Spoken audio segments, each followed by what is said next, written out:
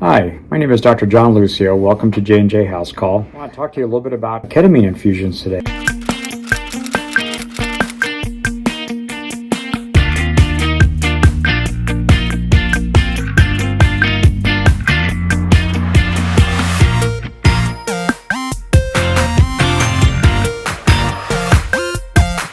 practice integrative medicine and pain management in Jefferson City, Missouri. I want to talk to you about ketamine infusions today. We've had a segment on ketamine in the past, and I just want to provide a little bit more details since we are going to be bringing IV ketamine infusions into the Jefferson City and Columbia market soon.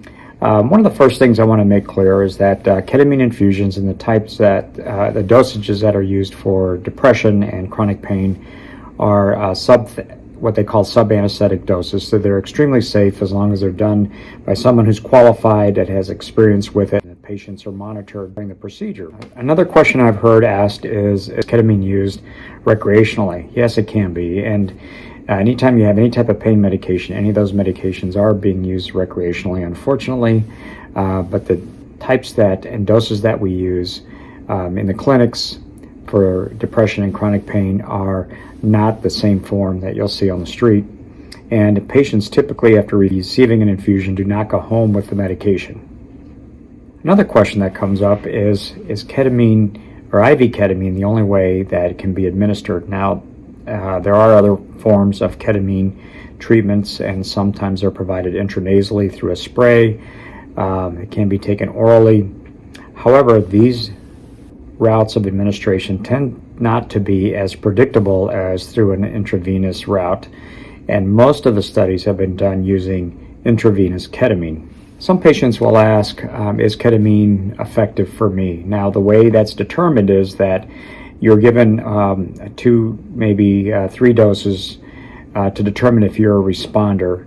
Not everybody is going to be a responder, but clearly 70% of patients that have had ketamine for depression that's not been treatable with medication have responded very well, but not everybody is, and so just keep that in mind, and the provider that will be providing your intravenous ketamine should talk to you about this.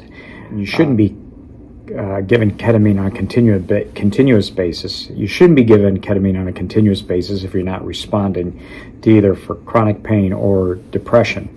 Now, I should mention that let's say you do respond, you will be given 4 to 6 infusion doses, and then after that there will be a maintenance schedule, and that will all depend on how you respond.